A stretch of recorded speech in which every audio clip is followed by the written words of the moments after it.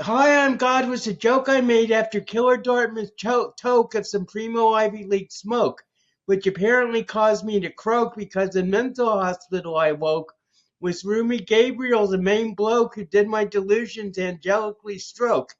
Even while the doctor claimed my brain broke the moment divine gag I spoke, testifying I was only big quack, which clinicians diagnosed as psychotic attack, preventing me from getting sanity back until I came to Teaneck Hackensack to pursue resident therapy program track and deal with my evident lack of reason among psychiatric patient pack, who never gave me any slack. Under interrogation, the story didn't crack. So Uh, that that's great. That's fantastic. I love Um, that one. so basically what happened was I was at Dartmouth College in 1975 in the Hmm. summer mhm. 75. I came up with what I thought was a great joke, which was, "Hi, I'm God," because and the punchline being, "How could God be 5'8"? So I was walking around campus for 3 days, telling everybody my joke, and then laughing hysterically, and after about 3 days, the campus cops approached me and said, "Are you Dale?" And I said, "Yes." And they said, "Would you come with us?" I said, "Sure." So I thought they were going to take me to meet the president of the university, but instead they took me to the infirmary where I was interrogated for the next 3 hours by four sets of Ivy League psychiatrists. They put me in a room, gave me a shot, and 3 days later I was in a hospital in New York City with a roommate named Gabriel, who was very deferential towards my mother, Mary Alma, whose second husband's name was Joseph, and who ultimately married the judge. Okay. Wow. That's quite a that's quite a story, Dale. That's So not a story; it's the truth. That's the amazing thing. I'm still trying to process the whole all of the information.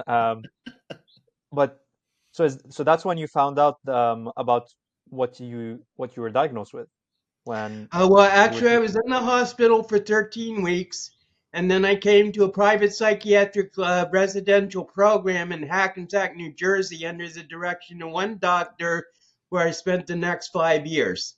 And that's actually when I got diagnosed, because for diagnosis of schizophrenia, it's necessary to manifest symptoms for at least 6 months. So even though I've Yeah. never hallucinated, even on LSD, uh, I did my schizophrenia was based upon my delusion of being God.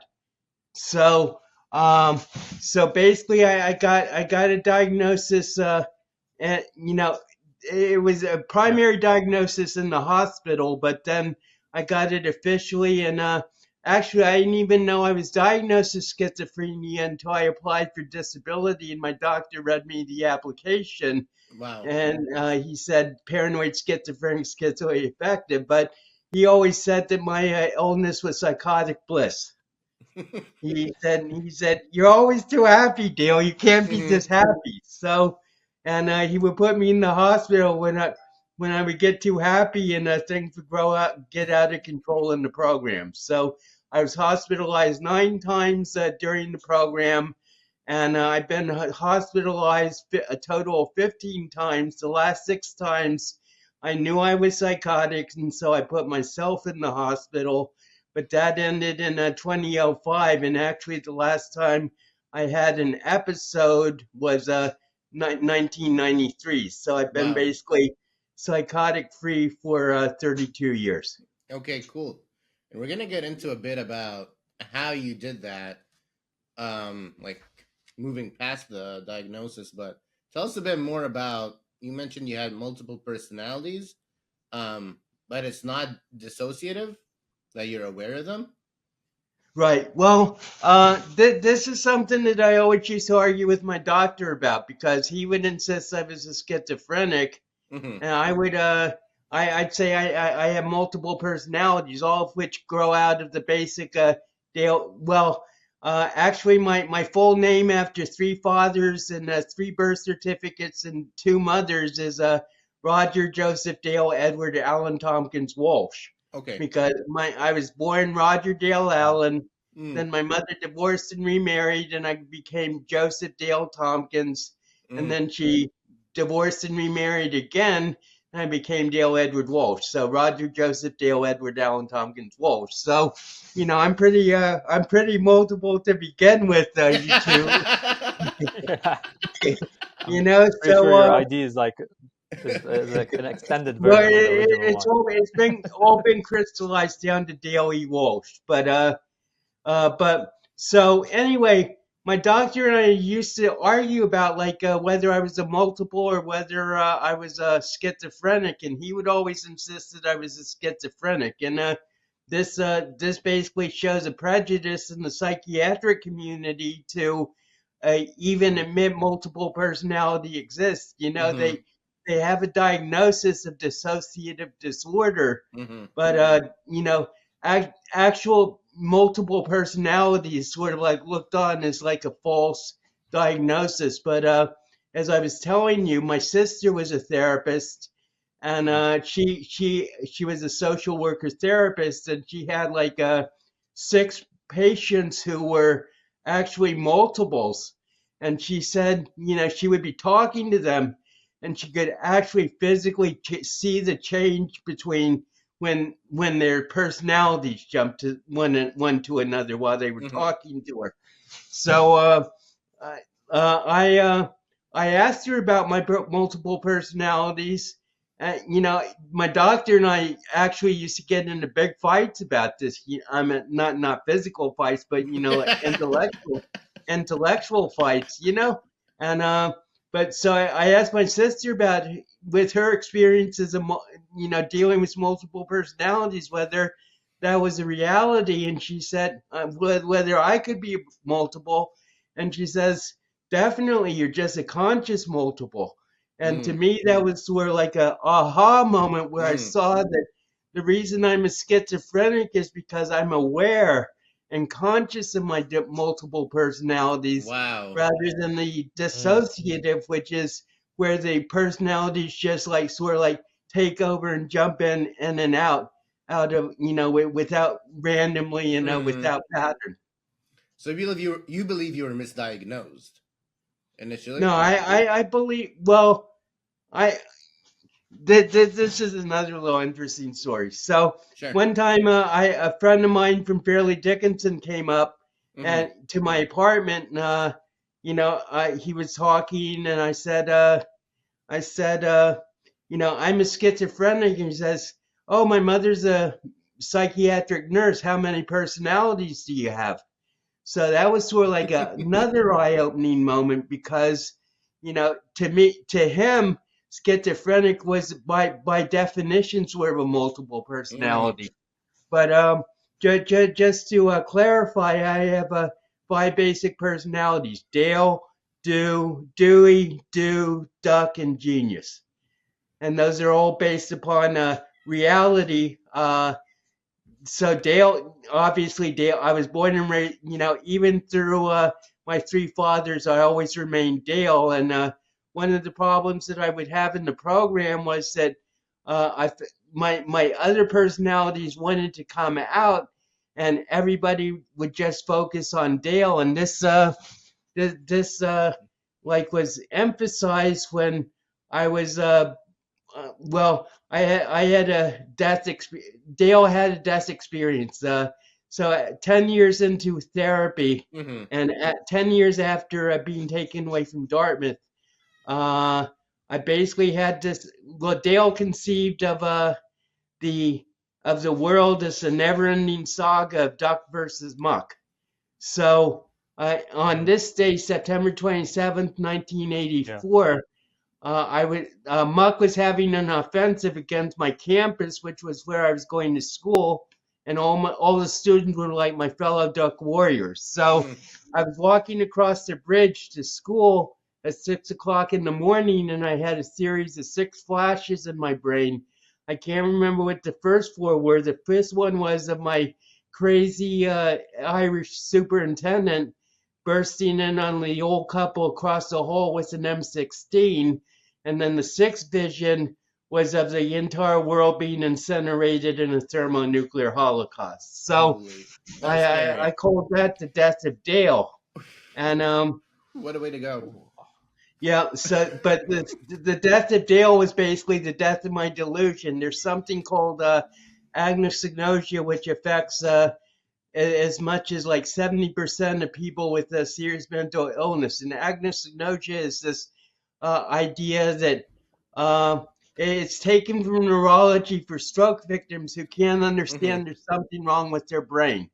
So it's been applied to psychiatry, and psychiatry says that agnosia means the person with the illness has an inability to comprehend that there's anything wrong with him, to understand that he has an illness, that he or she has an illness. So it's sort of like holding a book. The analogy is it's sort of like holding up a book to a blind person and saying, read this. And so with agnosia, it's sort of like saying, you have a mental illness, do you understand? And it's not denial because it's an inability to comprehend there's anything wrong. So there's a big difference. But that's a big, obstacle to getting better. But anyway, so getting back to my Dale death experience, Dale, the death of Dale was the end of my delusion. So I realized how crazy it had been saying I was God for 10 years and trying to convince everybody I was God and everything. And so basically that nuclear implosion opened a door to Dewey, who was the next personality. And if Dale thought he was God, then Dewey thought he was an android. And as a good android, he had a programming which was wait in Hackensack till I get back, meaning Dale, till Dale gets back. So I'm sorry, I'll let you ask any questions. Okay, cool. Yes, no, this is very fascinating. Syed, go ahead. Yeah. Oh, okay. No, I was just kind of like trying to understand. I think something that I'm curious about is you had this delusion for 10 years of you being God.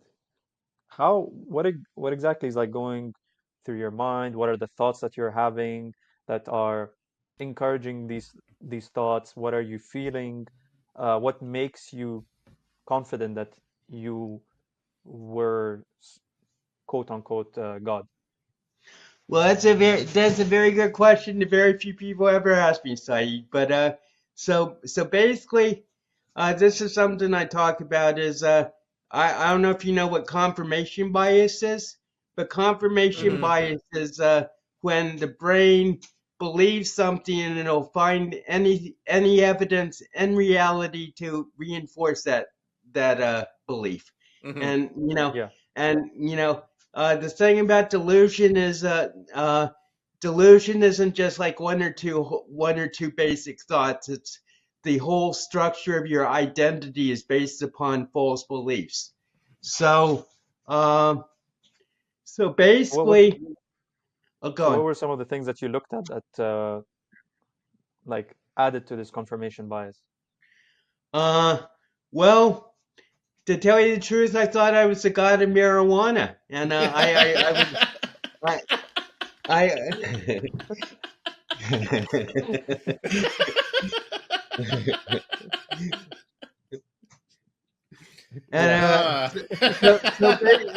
so basically, even in the program, I would smoke marijuana every day, and that would be the confirmation bias that I needed. But also, all the while, this Duck versus Muck was going on, and my doctor was the head of the Mucks.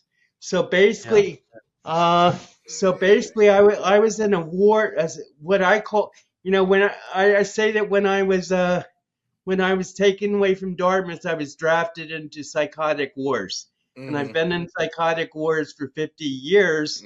And even though I was a private transcript in 1975, now I'm like the commander of Duck Forces. So, but in answer to your question, I remember there were times when I basically would just have to think myself into the state of being God. So basically, I would say, uh, one of the reasons I said I was God at Dartmouth, there were three reasons I said I was God at Dartmouth. One Mm-hmm. was because I felt that God just wanted to be one of the guys. Mm-hmm. Secondly, I felt that in order to put to rest this whole "does God exist? Is God dead?" Situation, that I could say, well, you can argue about God till you're blue in the face, but as long as Dale is concrete on earth, that there's a God. So, and then third was I figured God needed a vacation after taking care of the universe for 13 billion years. So basically, I just wanted to like step in and give God a vacation. And so sometimes when I look at the deaths of Dale, I sort of say, well, that was God coming back. Wow. Thank Okay. thank Back from thanks Dale vacation. for the vacation, but now I'm back. So. Uh, You helped him out. but Yeah. yeah, All right. but So continuing from the death of Dale. go ahead. So uh, September 27th, 1984 to July 4th, 1985 was the time when Do and Genius like sort of like looked over Hackensack and the world that way. And then Dewey was activated. As I said, Dewey wasn't human. Dewey was an android. Mm. So Dewey was activated July 4th, 1975, and he was in Hackensack from that date to um, basically May 2018. So Mm. he Oh had a wow. reign of 30. He had a reign of 33 years, which of course is the age of Christ and everything. Oh wow. And then I became Do, Yeah. who's Do is like well in terms of a family. My personalities are this way. So Dale is the father, Dewey's the son, Dew's the Yeah. grandfather, Yeah. Duck's the brother of Do, and he's the granduncle, and then Genius is the offspring, the male slash female. I believe they're basically two. Genius is basically female. Oh. So, Okay. Yes. but Um. Genius is the granddaughter of Dale, this daughter of Dewey. Yeah. Dale. I'm sorry to interrupt. I think Ali wanted to comment or ask a question. Sure, Okay. I'm I had a sorry. question, and Yeah. this is really fascinating. I would love to go more into what makes each of the personality types different.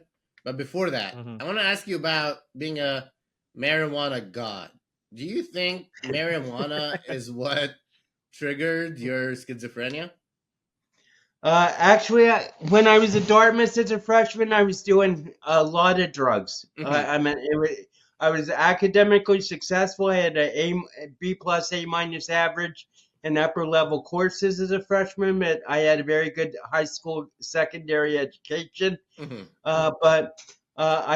But besides marijuana, I was also doing hallucinogens like Mm-hmm. LSD and mescaline and mushrooms and a little Uh-huh. cocaine at the end. But I think that if even my doctor in the hospital said, Dale, never do LSD again. You can smoke pot till it comes out of your ears, but Mm-hmm. never do LSD. So my mother I had a genetic predisposition towards mental illness because my mother was affected. So I think that really what marijuana, everybody blamed my illness on marijuana, Mm. but I really think that it was the LSD that threw me over the edge. Okay. Mm. Yeah, it's a fair question. Do you want to Would tell you us? be would you willing to open up a bit more about like the LSD trips that you had? Like, was there a specific moment where something just switched from your personality or your behavior? Was it one specific trip, or was it just the multiple usage of it? Well, I think the marijuana would sort of like prolong and reinforce the effects of the LSD. So basically, Okay. it was like a unending escalation of drug use throughout my whole freshman year. So basically, it was like unlimited drug use for a year. And actually, there was an event at Dartmouth College that sort of like was the final nail in my Ivy League career, and that was called. It was a Foley was a fraternity, and they had what's called, I don't know if you know what this is. It's called a electric Kool-Aid acid test. No. That's where you put LSD in Kool-Aid, and you have like basically a group trip. So I meant like that. Oh, So wow. there were probably like 100 people at Foley on that day, doing LSD and everything. And so basically that happened probably like a week or two before I got taken away. But Okay. so but what they say is the last trip is the longest, and this trip has been going for 50 years, and I'm still riding the wave.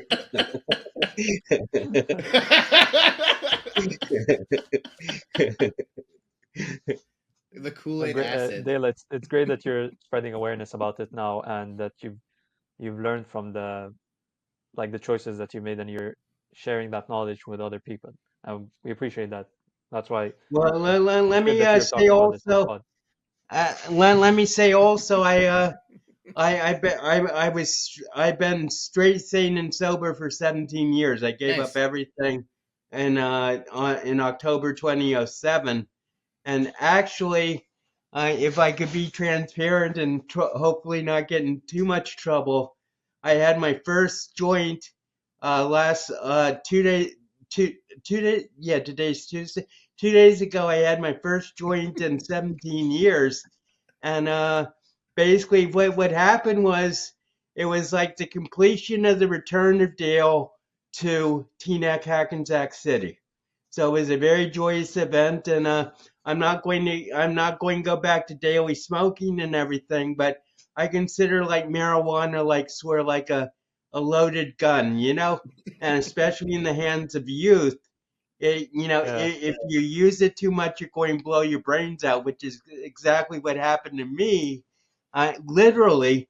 But ultimately, discreet use, discerning use of it can be very beneficial. And so I was like very like anxious about like going back to marijuana, after 17 years, because for a long time I said, if I go back to marijuana, Dewey's going to kill me and everything. So, but I got over those fears, and it was a very pleasant experience. And as I say, I'm not going to go back to being the pothead that I was, but in certain situations, marijuana can be very therapeutic if you don't overdo it. But I think that this trend towards legalization and and general use, it could be good, but it also has like a lot of possible dangers. Okay. Yes. What made you stop for 17 years? What are the dangers you were talking about? Well, actually, what happened was I went down to my mother's birthday in Oklahoma City, and I obviously didn't do drugs or alcohol when I was in Oklahoma City. So my mother saw my pot stained fingers, and she totally freaked out because she hates marijuana, and she like blames everything that happened to me on marijuana. So she was basically bedridden, but she made her feelings very well known. So anyway, I came back to Hackensack, and I went up to the bar intending to have my first beer in a week, fully intending to have my first beer in a week. And I got to the bar and I said, you know what? My mother hates my partying so much. I'm going to make a secret vow to her that I'm not going to party anymore. Then I'm going to give up everything. And so I ordered a Coke, and never looked back. I no withdrawal symptoms. No, I never went to any 12-step programs. Mhm. I say I was on a 15 hospitalization program in my own psychiatric Oh, wow. recovery. That's amazing. And when you said order the Coke, you mean a soda. Right. Mhm.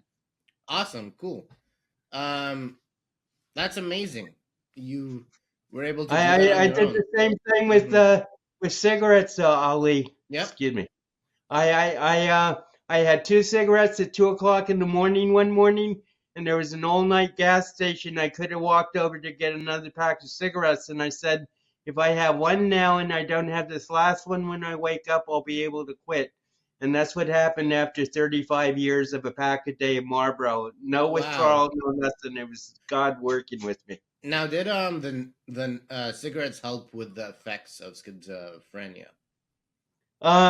Yeah, well, they say that people with schizophrenia and mental illness, are drawn naturally to cigarettes. Mhm. They found that it helps them relax, it helps them relieve anxiety, and so and when I'm coaching my family, my families, one thing I say is if your loved one is a smoker, then one of the ways you can like help, say he doesn't want to take he or she doesn't want to take his medication, but but they need it. So one thing I suggest is bribing people with cigarettes. Say,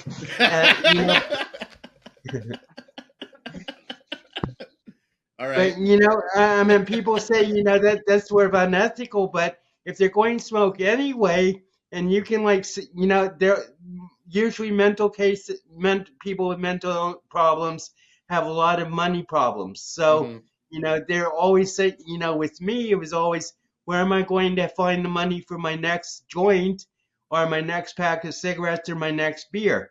And so I don't think it's unethical at all for a greater good to just, to buy your loved one a pack of cigarettes so that they'll take their medication for the week. So, I mean, that. Yeah, it's interesting because, I have heard that it helps a lot of people with their, they just feel calmer and with their effects. So it's very interesting. Right. Well, actually, it's interesting because I went to my pulmonologist, and I had like a little nodule on my lung that didn't turn out to be anything, but I still see a pulmonologist every year. And I was just talking to her casually about, a couple of years ago, and I said, yeah, I gave up cigarettes. And her jaw literally went. She says, I've never heard of a person with your condition giving up cigarettes.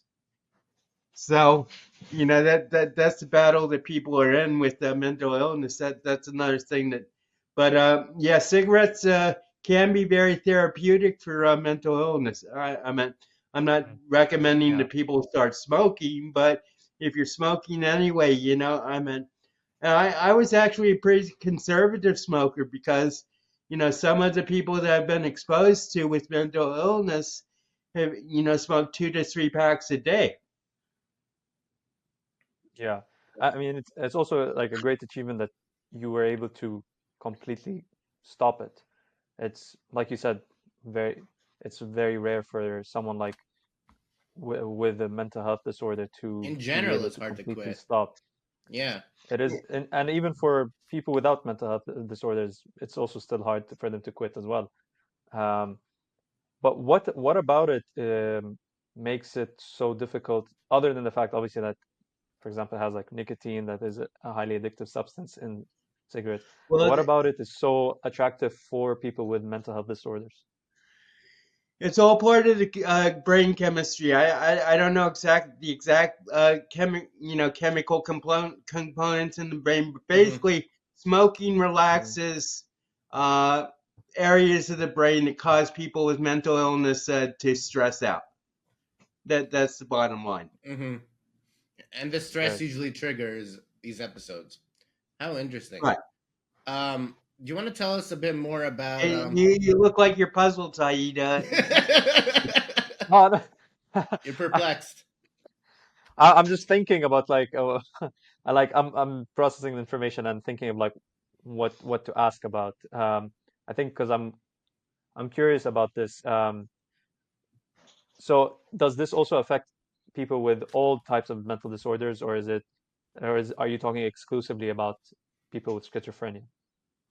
I think it's a general. I meant people Hmm. with depression smoke. People with anxiety smoke. I think the centers of the brain that are create anxiety and stress are basically relaxed by cigarette smoke. Hmm. Okay, fair. It's like a way to Ali? relax your brain and body. What have you found else that helps you relax? So what have you substituted smoking with? Uh, well, just living in a stress-free environment is very important. Uh, you know, I, I don't have, I when I was going to college, basically for about 2 or 3 years, I would finish the semester successfully. I was like a dean's list honor student, but after every semester, I would go to the hospital just to debrief and and relax. But lately, basically since 1995, I've been I've had my apartment. I mean, that's another thing. I don't have to worry about rent. I've been very fortunate that my family's been as supportive economically as they have been, or as they were. Hmm. My parents are now gone, but Mhm. they set up a trust fund for me, so I never have to worry about rent or about like paying. I pay bills, but I don't have to worry about having the money to pay those bills. So that's a big Totally. stressor off my shoulders, and basically, so I have my apartment, and I just like find solace and and happiness within myself, and so in fact, in the last 3 or 4 years, my antipsychotic medication has gone from 30 milligrams to 10, just because I'm coping better. And another thing about it is, with mental illness, at least with me, the more I know about the mental illness, and become the more self-aware I become, the better I am able to cope. Hmm. Yeah. Self-awareness is huge. So you just set out on your own journey to learn about yourself. Right. Hmm. Well, and this gets back to multiple personalities, because, as I said, so Dewey was 19, no, was 20, let me see, 30, yeah, 2008, and then I really became due at the solar eclipse last April, which is when there was a solar eclipse, and it was supposed to be an apocalyptic solar eclipse, and everybody was saying they're going to call out the National Guard and Yep. everything, and there were all sorts of like signs from heaven and everything about this. And basically, that's where I made the leap, the quantum leap to being fully in dew. So, Wow. do is basically my third level of personality, and if Dale was one dimensional, 1 plus 1 equals 1, 1 plus 1 plus 1 plus 1 equals 1, then Dewey's equation was 2 plus 2 equals 5, and Dewey's equation is the third dimension, which is 5 Mm. equals 6. But So what's 10 so I plus 11 plan then on in that what? Excuse me. dimension? What's 10 plus 11 in that dimension? That's probably about the fifth. That's your genius dimension. So how do we talk to the genius dimension? How do we unlock that dimension? Where does those It's not going to be for a while. Genius is very well guarded, and genius is in some place that hasn't manifested on Earth yet. So when was the last time that But actually, genius Saeed, level contacted you? If I could make a, uh, uh, uh, uh, you know, uh, chauvinistic Mm-hmm. chauvinistic statement. Go for According it. to Duck versus Muck, Yeah. divine masculines are gods and divine feminines are geniuses. Mm. So every beautiful Okay. woman, every woman you encounter is potentially a genius. So, I I but com I agree with with that. Like I feel like I've said this before as well. I do believe that women are smarter than men, and but men believe like they personally believe that they are smarter, but they're not. In reality, women just let them believe that they're smarter because well, that's wait, beneficial for women as well. if I could lay one of my more exotic theories on you, Yeah, go for it. basically, the reason women are more smart and the reason they're genius is because all women are one woman. There's an archetype woman that ultimately Mm, is genius, and that is one woman that embodies every woman. So every okay. woman is sort of like feeding into the brain of genius, whereas men are gods and they're all separate. So therefore, there's no way we can get a collective mind shift of Mm. men, of males, Mm. because they're all separate, whereas the women are all thinking as one. So women are better at being a hive mind than men because and they work as a collective while men work for the individual. Is that what Right. you're referring to? Okay, that makes sense to be honest. Because like if you really actually if so for example for me living within the Arab culture, I feel like in the Middle East they still look down upon this like hive mind kind of thing and how women think and if there was better appreciation of this hive mind mentality, the collective would be operating at a much more efficient and productive manner. But but unfortunately, the systems that are implemented, that are placed, they force us to work to think in an individual sense, especially in the Western world. That's something I've Right. noticed quite often is that we're forced to think for ourselves instead of for like the collective, because then we're just easier to manipulate.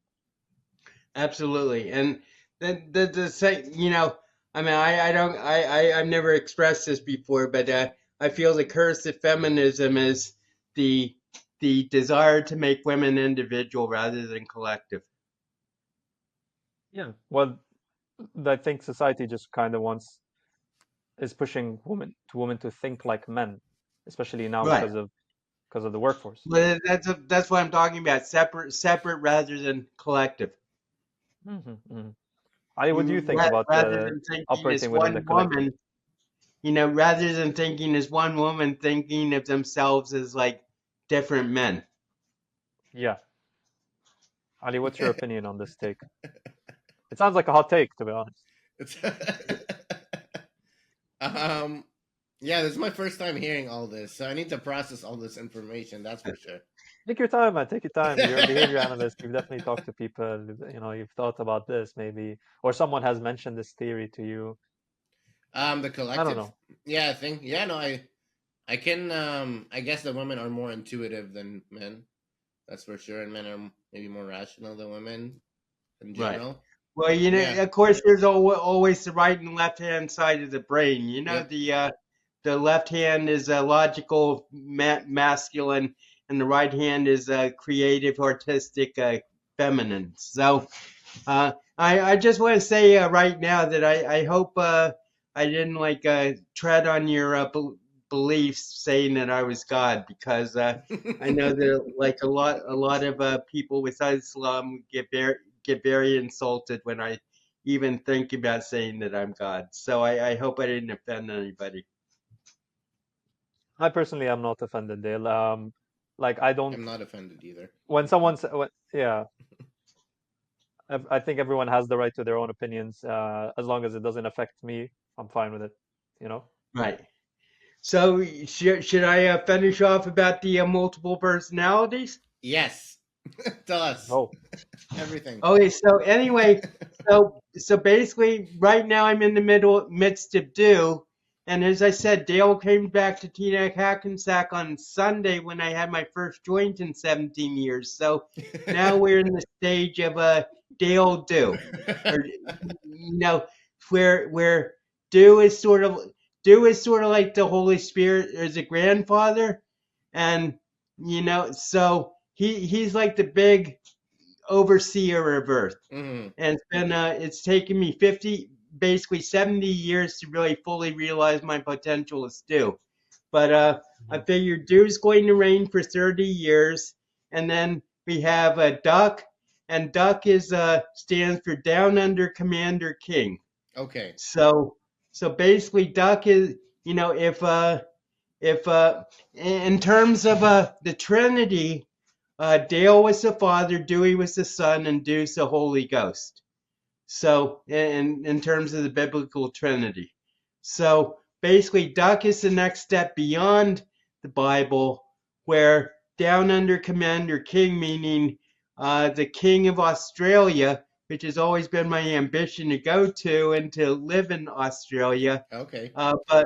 And Commander is a commander of Allied Duck forces, which are the forces of duck freedom against the forces of Muck suppression. But I call Do the saddle, SADDEL, which is Supreme Allied Dewey Dale elite leader.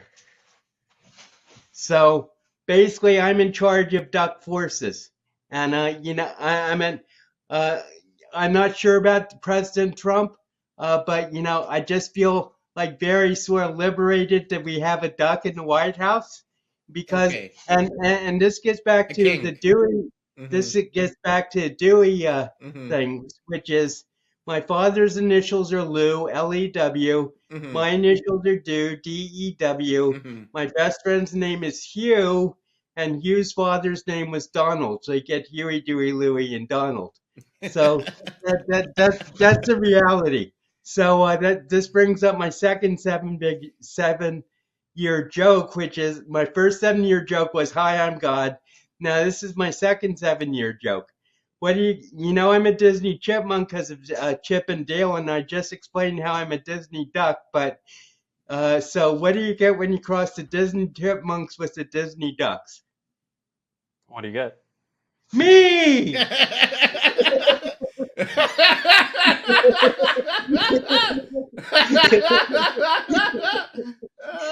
Scrooge McDuck. I love it. All right. Oh gosh. Tell me about like these patterns, these realizations. Do you have them written down? Is it all in your head? And do you have It's any all in my head. It just develops every day. Do you have, There were 5 levels of Dale. There were 5 levels of Dewey.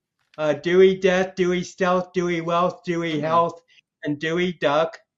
And then and now we're in the stage of a Commander Dew. And now that Dale's back in Hackensack, we're moving into the stage of Lord Dugod. Okay. Do you have any fascination with numbers? I think that's a trend with people with schizophrenia. Well, Yeah. when I was at Dartmouth, I came up with my own mathematical system, which I called exponential factorials. Mm-hmm. And I've always, I've always been more focused on writing and like literary things, but I do have a fascination with numbers, and I think numbers are basically the key to understanding the universe. Tesla's 369, and just like all sorts of things that transpire in mathematics and can be found in numbers that explain the universe and explain things that people have been struggling with to understand for thousands of years.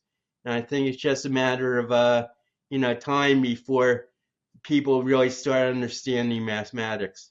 Mm-hmm. Do you have any insights that we could learn from?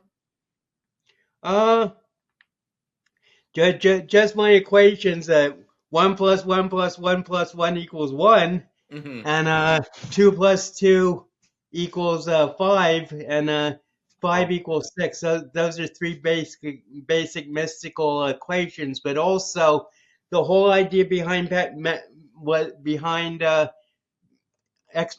factorials is 1 times 1 times 1 times 1 equals 1.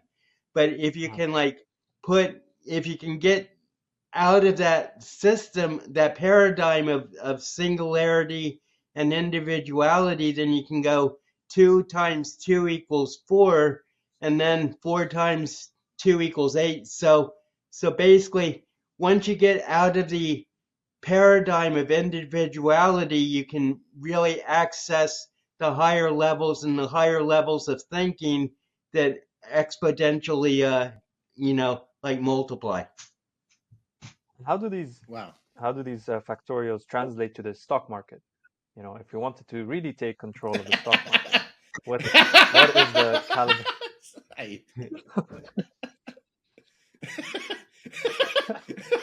I never applied above Trump, Elon Musk. Well, I'm trying to be a step ahead. That's all.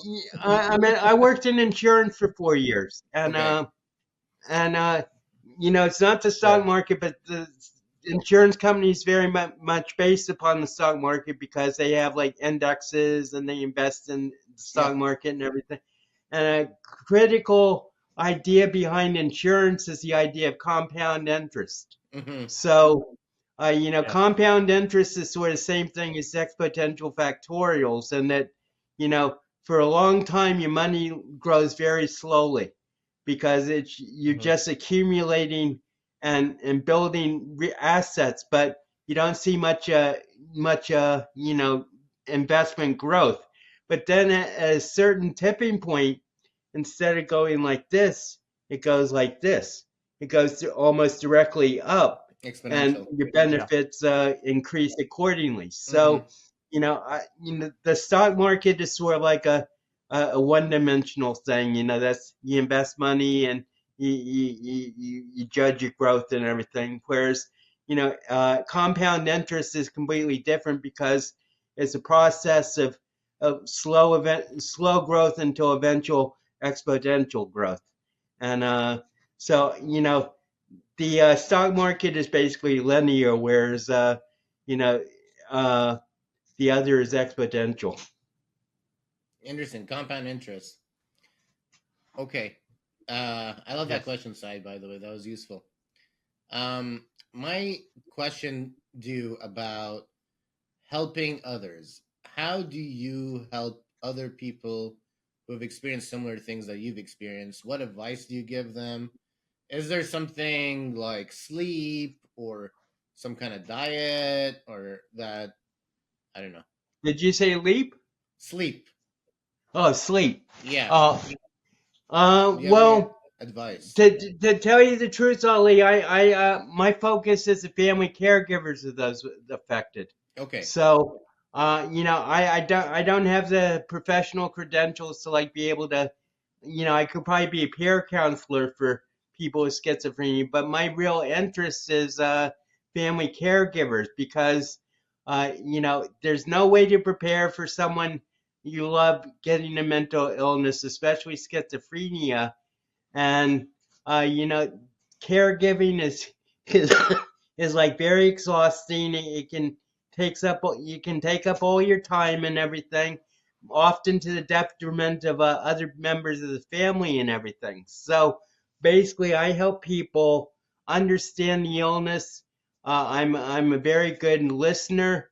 I think that's one of my superpowers is just be able to bring a calm presence to people who are in crisis. That's what I always used to do in the hospital.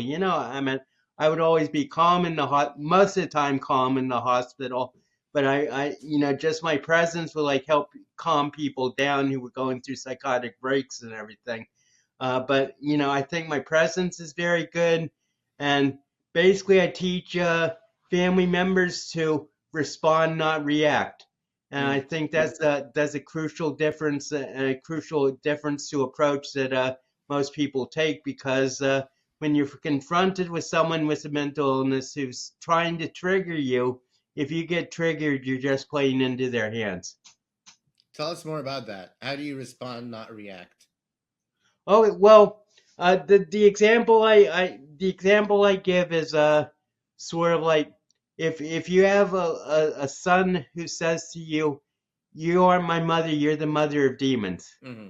You know, so the first reaction is, anger, frustration, and even rage. How can you say that? Of course I'm your mother. I went through 9 months carrying you in my womb and all this and everything. But instead, that's a reaction. But instead, just take 2 or 3 deep breaths and think about what you're being accused of. Think about what was triggering you and say, why would you say that? I love you. I meant, what causes you to think I'm not your mother, and Mm-hmm. and Mm-hmm. who are these demons you're talking about? So, because if someone's saying something irrational, it's pretty easy to get a grip on what to say rationally to calm them down. I see what you're saying.